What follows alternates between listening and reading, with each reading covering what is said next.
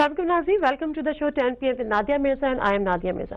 नाज़रीन, आज की सबसे बड़ी खबर तो यही है कि गवर्नर पंजाब चौधरी सरवर साहब मुस्तफ़ी हो गए हैं। लेकिन ये खबर उन लोगों के लिए शायद इतनी नई है, इतनी हैरत की बाइस नहीं है जो इन हालात से जो उन पर गुजर रहे थे या वहाँ पर जो गुजर रहे थे हालात, उनसे थोड़ा बहुत भी वाकिफ हो। मुझे भी ये अपॉर्चुनिटी मिली थी, मेरी उनसे मुलाकात हुई थी और उनसे हमने इंटरव्यू भी किया था। ऑफ द रिकॉर्ड भी जाहिर सी बातें हुई हैं, तो मैं भी शायद उन्हीं लोगों में से एक हूँ जो जिनको इस खबर पर हैरत नहीं हुई, बल्कि उन्होंने खुद ही ये बात की कि ये इस्तीफा उन्होंने शायद पहले दे देना था, लेकिन उन्होंने बाद में दिया। कई उन्होंने बातें की हैं, उस पर भी आज के प्रोग्राम में बात करेंगे। लेकिन दूसरी बात, हम कराची को लेकर भी यहाँ पर इग्नोर नहीं कर सकते, क्योंकि कराची में MQM जो मुल्क की चौथी बड़ी जमात है, उसने आज यौम सोग का ऐलान किया हुआ है और आज किया था, जिसकी वजह ये थी कि उनका एक कारकुन जो कि कोई पोजीशन पे था किसी, उसको कत्ल कर दिया था। वो एक दफा फिर वो यही कह रहे हैं कि ये मावराए आइन कत्ल है और इस किस्म के जो उनकी कंप्लेंट्स थी ये पिछले कई दिनों से जारी थी। हर फोरम पे वो अपने ये इश्यूज को रेज करते थे। बिल आखिर कल वजीर आजम साहब से बाबर गौरी के राब्ते हुए और अब जो ये डिसीजन लिया है कि आने वाले कल में वजीर आजम साहब कराची जाएंगे और जो लॉ एंड ऑर्डर की सिचुएशन है उससे गवर्नर हाउस में एक मीटिंग करेंगे। बाकी रह गई 21वीं तरतीब, जिस पर पिछले कई दिनों से बहस हो रही थी, अब वो अदालत में जा चुकी है। इस पर भी बड़ी बातें हो रही हैं कि अगर अदालत पिछले फैसलों की तरह इसको अगर स्ट्राइक डाउन करती है तो फिर इसके कॉन्सिक्वेंसेस क्या होंगे। ये मैं किससे जानूंगी? ये मैं उससे जानूंगी जो कि 4 फौजी अदालतों के मुखालिफ रहे हैं, लेकिन इस दफा मिलिट्री कोर्ट्स के हामी हैं। सेनेटर एतजाज असद साहब हमारे साथ मौजूद है। सेनेट में अपोजिशन लीडर भी है, पीपल्स पार्टी से उनका ताल्लुक है। अस्सलाम वालेकुम सर। मैंने आपको इंट्रोडक्शन सही कराया? आपने एक बात गलत की कि मैं फौजी अदालतों का हामी हूं। मैं हामी नहीं हूं, लेकिन मैं ये समझता हूं कि ये जिस तरह की ये लगाई गई हैं ये लेजिटिमेट कोर्ट्स हैं, पर मैं फौजी अदालतों का कतन हामी नहीं। आपने उसके हक में वोट दिया तो हामी तो हो ही गए ना। वोट दिया क्योंकि लेजिटिमेट मैं उनको मानता हूं, पर मैं इनका हामी नहीं हूं। मैं अदालतों में इनको अदालत नहीं मानता। ठीक है, इस पर मैं बाद में बात करूंगी। मैं आज का जो सबसे बड़ी खबर है, जिस तरह से मैंने भी कहा कि गवर्नर पंजाब मुस्तफी हो गए, किस तरह से आप देखते हैं? क्या आपके लिए ये हैरत का बाइस था आज का ये जो खबर आई? मेरे लिए पहले तो हैरत का बाइस था गवर्नर चौधरी सरवर का गवर्नर बनाया जाना ही। वो लंदन में बैठे हुए हैं, लंदन में बरतानवी शहरियत रखते हैं और MP लंदन में है। उनको पाकिस्तान में ला के पंजाब जैसे सूबे में गवर्नर बना देना मेरे लिए तो बाइस हैरत सबसे पहले ये था।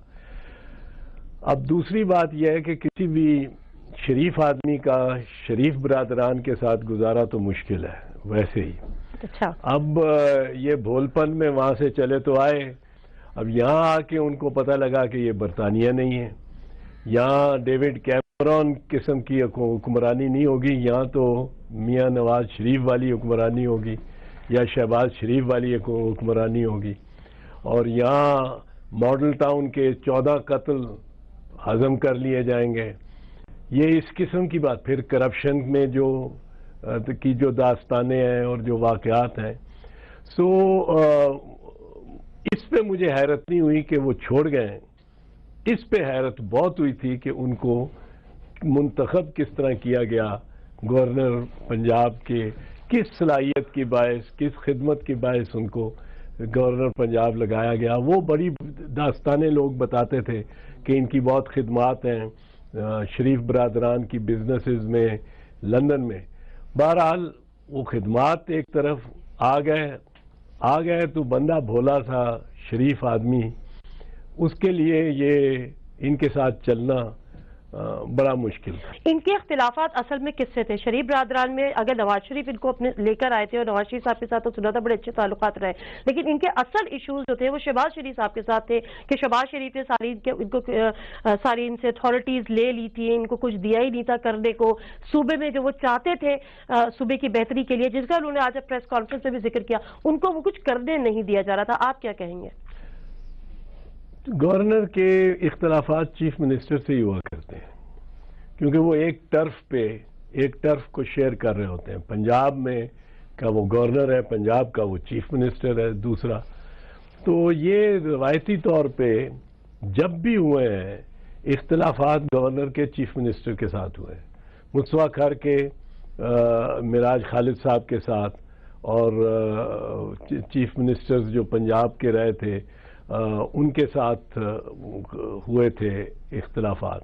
اس طرح جب بھی آپ گورنر دیکھیں، گورنر اور چیف منسٹر میں بڑی کشمکش رہتی ہے. یہاں تھی، یہاں بھی ہوگی. ایک بڑی امپورٹنٹ انہوں نے بات کی، انہوں نے کہا کہ میں چونکہ وڈیرا یا زمیندار نہیں تھا اس لیے میں اسٹیبلشمنٹ کو پسند نہیں آیا. یہ کس حوالے سے، کس کانٹیکسٹ پہ انہوں نے بات کی ہے؟ ہمارے یہاں تو اسٹیبلشمنٹ کو کہیں اور لیا جاتا ہے نا. نہیں، اسٹیبلشمنٹ کا میرا نہیں خیال ان کی اپوائنٹمنٹ میں یا ان کے نکالے جانے میں کوئی عمل دخل ہے، ہوگا بھی نہیں. اسٹیبلشمنٹ نے میرا خیال ہے ان کو ایکسیپٹ کر لیا تھا، اور بڑی معتبر اور محترم انداز میں. جس نے ایکسیپٹ نہیں کیا اور جو کسی گورنر کو ایکسیپٹ نہیں کرے گا وہ میاں شہباز شریف ہے.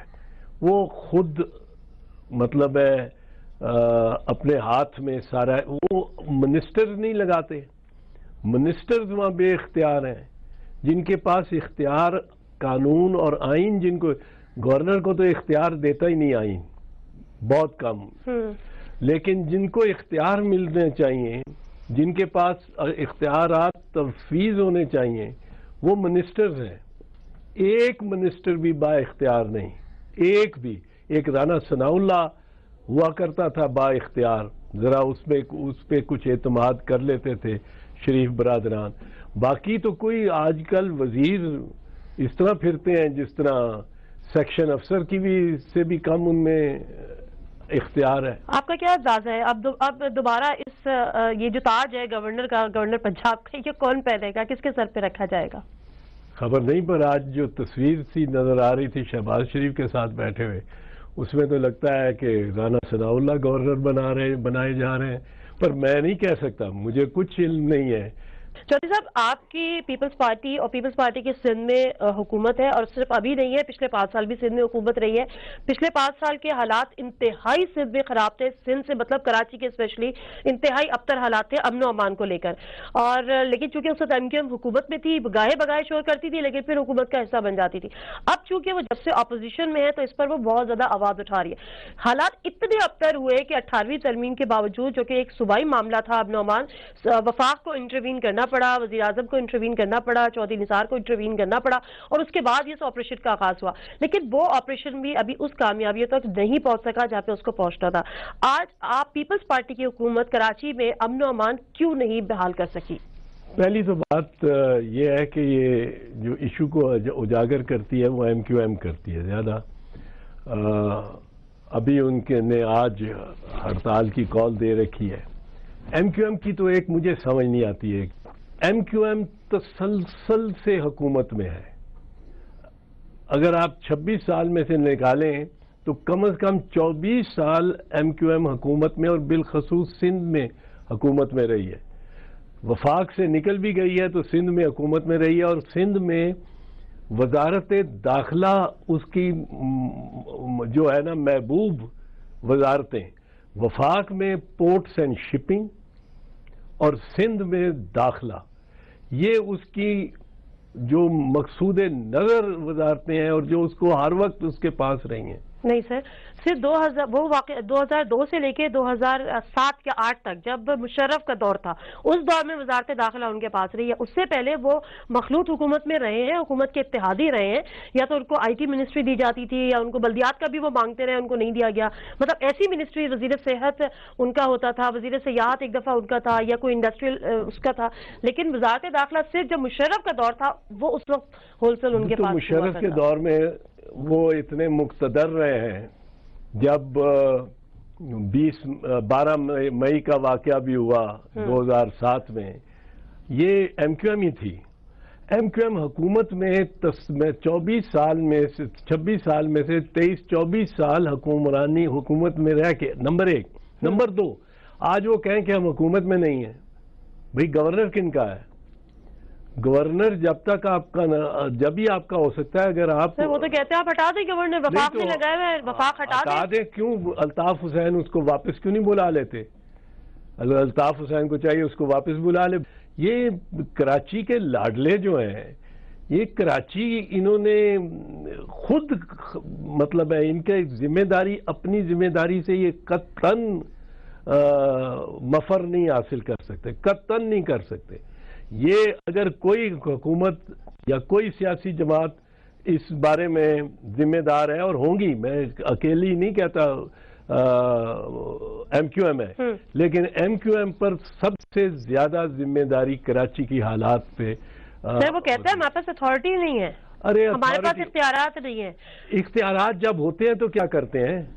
اچھا، ایڈیشنل آئی جی کا ایک اسٹیٹمنٹ آیا تھا، انہوں نے کہا کہ جی ایم کیو ایم کے اپنے اندر اتنے فریکشنز ہیں، ان میں آپس میں لڑائی چل رہی ہے، جس میں ایم کیو ایم نے بڑا ریئیکٹ بھی کیا تھا، اور پھر انہوں نے اپنے الفاظ واپس لیے۔ انہوں نے کہا نہیں، میں صرف ایم کیو ایم کو نہیں ٹارگٹ کیا تھا، میرا مقصد تھا کہ سب میں ہی ہیں۔ تو آپ وہ دباؤ تو ایم کیو ایم کا رہتا ہے نا، ساری پولیس پہ دباؤ رہتا ہے۔ وہ اگر ایڈیشنل آئی جی اپنے الفاظ واپس لینے پہ اتنی جلدی مائل ہو گیا تو پریشر پڑا نا۔ تمام باتیں آپ کی میں مان لیتی ہوں، جب تک ان کا گورنر ہے اور رہے گا، یہ کہہ نہیں سکتے کہ ہم حکومت میں نہیں ہیں۔ ٹھیک ہے، میں آپ کی تمام باتوں کو ایکسپٹ کر لیتی ہوں، لیکن اس کے باوجود میرا سوال یہ رہے گا کہ کیا پیپلز پارٹی اس ذمہ داری سے بری الزمہ ہو جائے گی یہ کہہ کے کہ ایم کیو ایم 20 گورنمنٹ میں ہے تو امن و امان کا مسئلہ؟ میں نے یہ نہیں کہا، میں نے کہا ہے کہ دیگر جماعتیں بھی ذمہ دار ہیں۔ میں قطعاً نہیں کہہ رہا ہوں کہ پیپلز پارٹی حکومت بنا کے حکومت میں بیٹھی ہوئی اور پیپلز پارٹی ذمہ دار نہیں ہے۔ چلیں سر، ایک بریک میں اس کے بعد آپ سے یہ پوچھوں گی کہ پیپلز پارٹی جب ذمہ دار ہے تو پیپلز پارٹی اپنی ذمہ داری پوری کیوں نہیں کر رہی؟ مختصر صاحب بریک لیتے ہیں، اسی سوال سے واپس آئیں گے، ہمارے ساتھ رہیے۔ جی ناظرین، ویلکم بیک ٹو دا شو۔ اور کراچی کے حوالے سے بات کر رہی ہوں۔ کراچی میں امن و امان کی ایک دفعہ پھر ہم صورتحال بگڑتی ہوئی دیکھ رہے ہیں۔ پیپلز، وہی جو آپ سے سوال کہ پیپلز پارٹی کیوں ناکام ہوئی اور وفاق کو انٹروین کرنا پڑا؟ دیکھیں، 18ویں ترمیم یا 18ویں ترمیم، پاکستان میں ابھی تک جو وفاقی حکومتیں، مرکزی سٹرونگ مرکز کی حکومتیں رہی ہیں، ان کا ایک بیک لاگ چل رہا ہے، ان کے ایک فٹ پرنٹس ہیں سارے ملک میں۔ اور 18ویں ترمیم ایک جادو کی چھڑی نہیں ہے کہ ایک دم وہ سارا انریول ہو جائے، فیڈرل گورنمنٹ اور اس کا کردار ختم ہو جائے، اور فیڈرل گورنمنٹ کی ایجنسیز کا ختم ہو جائے، اور ایک دم صوبے بالکل با اختیار با صلاحیت ہو جائے۔ سو اگر فیڈرل گورنمنٹ نے سندھ گورنمنٹ کی یا کسی صوبے کی حکومت کی استدعا پہ، درخواست پہ کوئی انٹرونشن کی ہے، کوئی مداخلت کی ہے، کوئی جا کے وہاں ایکشن لیا ہے، فوج کے ذریعے یا رینجرز کو مہیا کیا ہے سندھ گورنمنٹ کو، تو اس کا کوئی، میں نہیں سمجھتا ہوں کہ آپ کو لگتا ہے کہ سندھ گورنمنٹ نے ریکویسٹ کی تھی فیڈرل گورنمنٹ سے کہ آپ آئیں اور یہاں پر؟ اس کے بغیر نہیں جا سکتی، اس کے بغیر نہیں جا سکتی۔ تو سندھ گورنمنٹ کی ریکویسٹ پہ ایبسولوٹلی اس کے بغیر وفاقی حکومت کسی صوبے کا انتظام یا اس کی لا اینڈ آرڈر کی سچویشن کو آئین کے تحت بالکل نہیں سنبھال سکتی۔ یہ پروسیس ضرور ہوا ہوگا۔ اچھا، رینجرز مانگے ہوں گے سندھ گورنمنٹ نے۔ رینجر تو سر وہاں پہ 88 سے یا اس سے بھی 80 کی دہائی سے ہیں نہیں، وہاں پہ جب سے بھی ہوں پر ہر دفعہ مانگنے پڑتے ہیں۔ اس کا مطلب ہے کہ کہیں نہ کہیں آپ یہ ایکسپٹ کریں گے اور آپ کو کرنا پڑے گا کہ پیپلز پارٹی کی گورنمنٹ ناکام ہوئی امن و امان کی بہتری کے لیے کہ اس نے وفاق سے مدد طلب کی۔ ابھی تک کوئی سندھ کی حکومت 1985 کے بعد جب سے ایپنسو اور ایم کیو ایم بنی ہے، لا اینڈ آرڈر کو ٹھیک رکھنے میں کامیاب نہیں ہوئی۔ وجہ اس کی بائی اینڈ لارج میں سمجھتا ہوں ایم کیو ایم ہے۔ کراچی کی امن و امان کی بدتر صورتحال کی ذمہ دار ایم کیو ایم ہے۔ ہر طرح سے با اختیار ہے، ذمہ دار ہے۔ جو با اختیار ہو، جو وہاں کی ایم این ایز اتنے زیادہ ہوں، جن کے میرا خیال ہے 15 میں سے 13 ایم این ایز ہیں، اور اتنے ہی اسی نسبت سے ان کے ایم پی ایز ہیں، وہ ہمیں تو کہا جاتا ہے، ہم پنجاب سے اگر الیکٹ ہو کے ایم پی ایم این اے آ جاتے ہیں تو ہمارے گریبان پکڑا جاتا ہے کہ تمہارے پنجاب میں کیا، چاہے ہم اپوزیشن میں ہوں، گریبان تمہارے حلقے میں کیا ہو رہا ہے، تمہارے لاہور شہر میں کیا ہو رہا ہے، تم کیا کر رہے ہو۔ تو یہ کس طرح بری ذمہ ہو سکتے ہیں؟ یہ تو معصوم اس طرح بنتے ہیں۔ مجھے تو حیرت ہوتی ہے اس بات پہ کہ معاملہ یہ نہیں کہ اور کوئی ذمہ دار نہیں، میں یہ قطعاً نہیں کہہ رہا ہوں، لیکن یہ تو اپنے آپ کو بالکل بری ذمہ جب قرار دیتے ہیں نا، یہ بھی ایم کیو ایم کہنا شروع کر دے کہ ہاں ہم بھی ذمہ دار ہیں، ہم سے بھی غلط کام ہوئے ہیں، ہم نے بھی بھتہ خوری کا حصہ لیا ہے، وہ بالکل ہی معصوم بن جاتے ہیں کہ جس طرح ان کا کوئی بیچ میں عمل درآمدی کچھ نہیں ہے، پر جب تک وہ پارسائی کا لبادہ اوڑھ کے اور بالکل اپنے آپ کو یہ کراچی کے لاڈلے اس طرح بات کرتے رہیں گے تو اس پہ لوگ اس کو ان پہ یقین نہیں کرتے۔ الطاف حسین صاحب کا اسٹیٹمنٹ ہے کہ کل کے بعد میرا ایم کیو سے کوئی تعلق نہیں رہے گا۔ الطاف حسین نے 20 مرتبہ سیاست چھوڑی، 20 مرتبہ سیاست پھر اختیار کی، 20 مرتبہ ایم کیو ایم سے استعفیٰ دیا، 20 مرتبہ روتے ہوئے ورکرز کی استدعا پہ واپس وہ عہدہ سنبھال لیا۔ الطاف حسین کے ایسے بیان کو سیریسلی نہیں لینا چاہیے۔ اچھا چلیں، میں ایم کیو سے باہر نکلتی ہوں، کس کے بیان کو سیریس لیا کروں، آصف علی زرداری صاحب کے یا بلاول بھٹو زرداری کے پیپلز پارٹی میں؟ ان کو دونوں کو سیریسلی لو، آپ بتاؤ کون سے بیانات ہیں؟ نہیں ویسے میں پوچھ رہی ہوں، نہیں دونوں کو سیریسلی۔ الطاف حسین صاحب کے حوالے سے جو بلاول بھٹو زرداری کے اسٹیٹمنٹ آئے، بعد میں زرداری صاحب کا اسٹیٹمنٹ یہ آیا کہ بلاول کی باتوں کو زیادہ سنجیدہ نہیں لیا کرے، میں اس کانٹیکسٹ میں بات کر رہی ہوں ایکچولی۔ میں کہتا ہوں کہ دونوں کو سنجیدہ لیا جائے، خاص آصف زرداری صاحب یہ کہتے رہے کہ یا انہوں نے کہا ہو، مجھے اس کا یاد نہیں ہے، پر آپ نے پڑھا ہوگا تو میں 1 منٹ کے لیے تسلیم کر لیتا ہوں۔ اگر آصف علی زرداری صاحب نے بھی کہا ہے کہ بلاول کی باتوں کو سیریسلی نہ لو، پھر بھی آپ بلاول کی باتوں کو سیریسلی لو اور آصف زرداری کی باتوں کو بھی سیریسلی لو۔ کیا فرق ہے انداز سیاست میں آصف علی زرداری کے اور بلاول بھٹو زرداری کے؟ ایک ابھی نوجوان ہے، ایک بڑا سینئر منجا ہوا سیاستدان ہے، فرق تو ہوگا نا، رسپانسز میں فرق ہوگا، ایموشنز میں فرق ہوگا۔ ایک ذرا صبر کر لینا جانتا ہے، ہی از ان ہز میچور ایج، دوسرا ذرا بے صبرا ہے، تو اس میں کوئی کیا اختلافات کیا ہے زرداری صاحب کے اور بلاول بھٹو زرداری کے آپس میں؟ کس چیز پہ اختلاف ہے؟ کاش اختلاف ہوں، اختلاف ہی تو نہیں ہے، یہی تو ایک مشکل بات ہے پیپلز پارٹی۔ سر مان لیں اختلاف ہے، ورکنز کنونشن میں آنا تھا نہیں آئے، بی بی شہید بے نظیر بھٹو صاحبہ کی برسی ہو گئی، اس میں بلاول بھٹو زرداری نہیں آئے، ٹیمز منانے جاتی رہی وہ نہیں مانے۔ آپ کا خیال ہے کہ بلاول بھٹو زرداری اپنی والدہ کی برسی پہ صرف اس لیے نہیں آئے گا کہ اس کے والد کے ساتھ اس کو اختلافات ہیں؟ یہ کوئی سوچ سکتا، کوئی مان سکتا؟ کوئی اور وجہ بتا دیجئے۔ بیماری، صحت۔ سر ایسا کیا ہو گیا 25 سال کا ایک 25 سال ینگ چیپ وہ اتنا بیمار ہو گیا کہ 6 مہینے سے سفر نہیں کر پا رہے ہیں؟ کیا ہوا؟ ڈاکٹرز نے منع کیا ہوا ہے۔ تو بتائیں ہمیں تو ہم دعا کریں ان کے لیے۔ مجھے دعا آپ کیجئے، ضرور کیجئے صحت یابی کے لیے۔ ایک خبریں اور بھی آئیں گی، مجھے نہیں پتا کہ آپ اس کو کس طرح سے دیکھ رہے ہیں کہ آصف علی زرداری نے بھی ایک شادی کر رکھی ہے اور ان سے بھی ان کا ایک بیٹا ہے، یہ بھی خبریں آئی تھی میڈیا کی بھی۔ نادیہ، آصف علی میں پہلے بھی کہہ چکا ہوں، آصف علی زرداری میں 100 عیب ہوں گے، 100 کوتاہیاں کمیاں ہوں گی، 100 ڈیفیشنسیز ہوں گی، 100 برائیاں ہوں گی۔ ایک بات ماننی پڑے گی آپ کو بھی اور لوگوں کو بھی، وہ بندہ زیرک ہے، یہ تو مانو گے نا، اتنا تو کریڈٹ دو گے۔ بالکل سر، بالکل۔ وہ اتنا زیرک ہے کہ وہ آپ کا خیال ہے کہ بے نظیر بھٹو شہید کے اوپر کے بعد ایک اور بیوی لے آئے گا؟ سوال ہی پیدا نہیں ہوتا۔ اس نے قبر سلیکٹ کی ہوئی ہے next to B B, next to B B, مرنا ہم سب نے ہے۔ آصف علی زرداری نے بی بی کی اجازت سے ساتھ والی قبر سلیکٹ کی ہوئی ہے، گھڑی خدا بخش میں، وہ تو بھٹو خاندان کا نہیں ہے۔ نہیں وہ اس کو he is going to be buried, he is decided and B B decided, both of them decided they will be buried together in مطلب نیبرنگ گریوز۔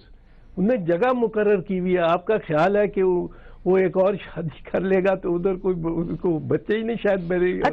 سو یہ رومر جو ہے نا، یہ لوگوں کی کچھ خواہشات ہوتی ہیں اور موربڈ خواہشات ہوتی ہیں۔ بیچ میں خبریں آ رہی تھی کہ 2 وصیتیں تھی بے نظیر بھٹو صاحبہ کی، کچھ لوگ کہہ رہے تھے 2 تھی، ایک سیاسی تھی ایک خاندانی تھی، ایسے ہی ہے؟ مجھے نہیں اس کا علم، آپ کے علم میں نہیں۔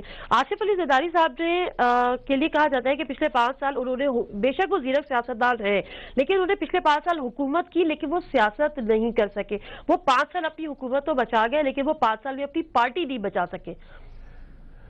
پارٹی کے بچنے کے اور نہ بچنے کے اور بڑے مطلب ہے ریزنز ہیں، اور بچنے کے بھی بہت سارے ریزنز ہیں اور پارٹی موجود ہے, پارٹی رہے گی. پارٹی آپ دیکھیں ابھی 2018 تک نواز شریف کی حکومت ہے. ہم چاہتے ہیں اسی لیے چلے کہ ہمیں موقع بھی ملے, ہمیں بھی تو ٹائم چاہیے. کیا آپ جو وکلا موومنٹ کے ایک روح رواں تھے, چودھری افتخار صاحب کی جو گاڑی کو ڈرائیو کرتے تھے, chief justice of Pakistan former, وہ اس بات کو بھی مانتے ہیں کہ اس ریگڈ الیکشن میں فارمر چیف جسٹس کا بھی ہاتھ تھا یا نہیں؟ یہ ایک سوال ہے جو... اچھا سر, یہ سوال یہیں رک جائے, بریک لیتی ہوں, بریک کے بعد واپس آتی ہوں. اس سوال کا جواب اعتزاز احسن سے اس بریک کے بعد لیں گے.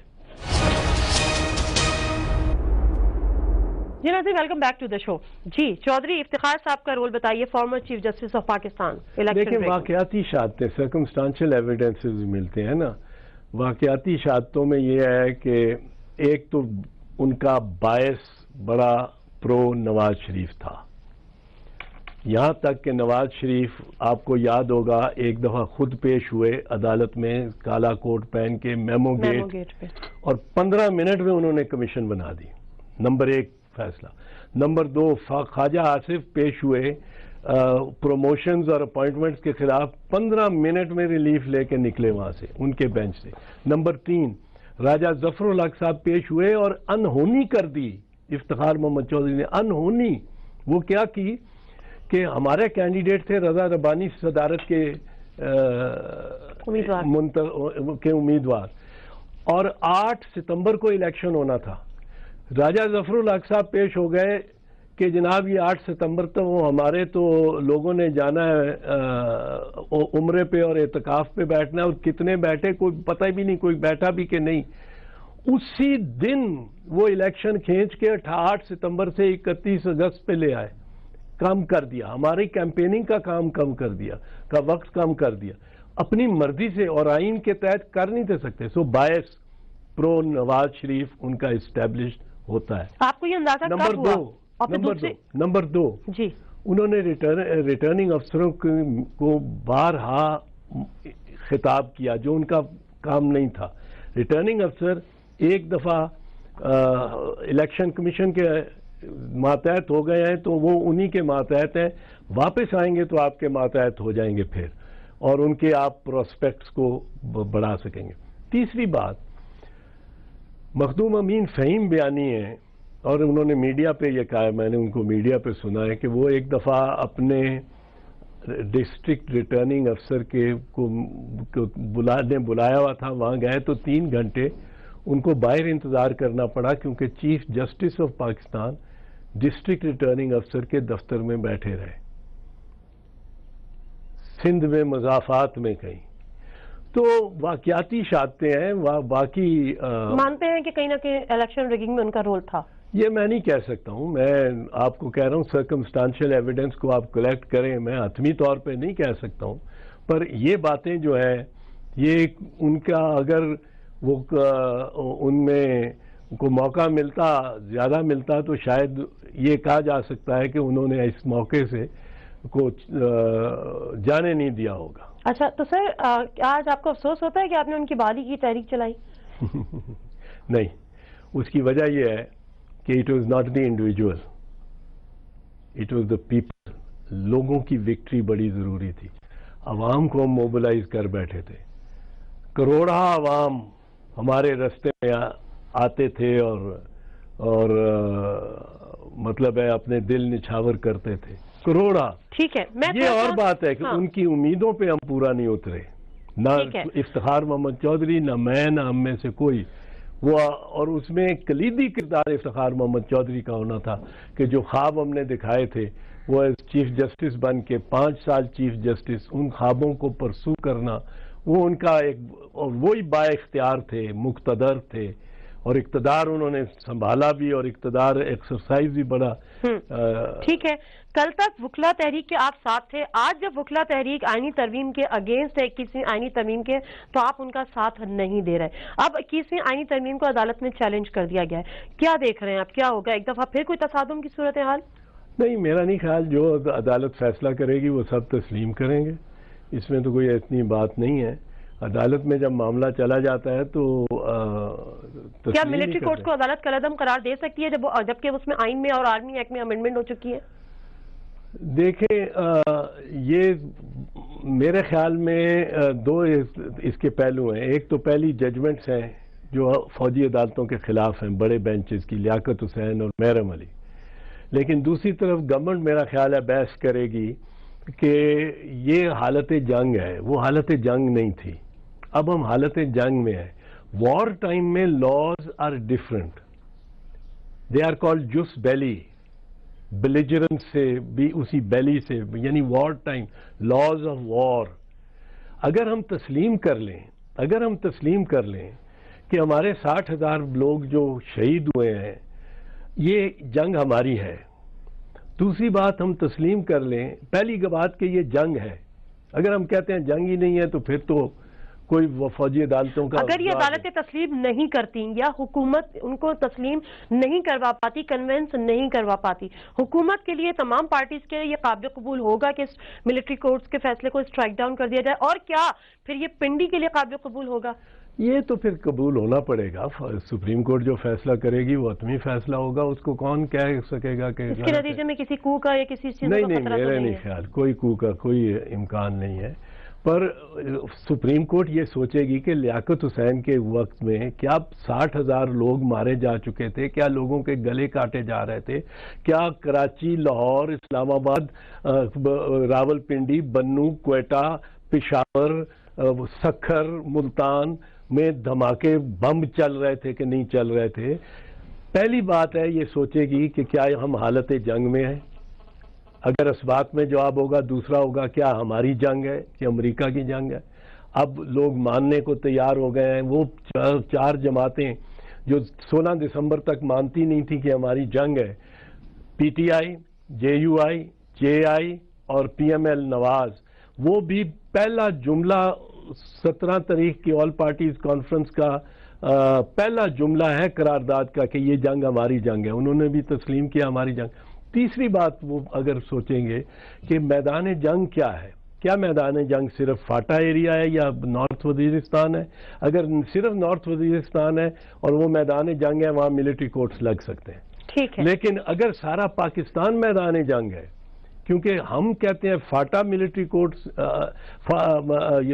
نارتھ وزیرستان میدان جنگ ہے، دشمن کہتا ہے میں تو آپ کو کراچی میں بھی پڑھوں گا، کوئٹہ میں بھی ماروں گا، واگے پہ بھی ماروں گا، ہر جگہ. ہوپ فلی حکومت ان کو کنونس کر لے گی. میرے خیال میں حکومت کے پاس اس وقت ایک بہت آرگیوبل کیس ہے جس کو سپریم کورٹ سنے گی. آپ پیش ہونا چاہیں گے اس کیس میں؟ نہیں، میں پیش نہیں ہوں گا اس میں، کیونکہ میں وکلاء برادری کی فیصلے کا احترام کروں گا. جب وہ کہیں گے کہ اگر وہ کہتے ہیں کہ غلط ہے اور اس کے نہیں پیش ہونا چاہیے تو میری برادری ہے، میرے وکلاء کے ساتھ ایک کمٹمنٹ ہے، میں پیش نہیں ہوں گا. ٹھیک ہے. Thank you very much Chaudhry Aitzaz Ahsan sahab آپ کے ٹائم کا.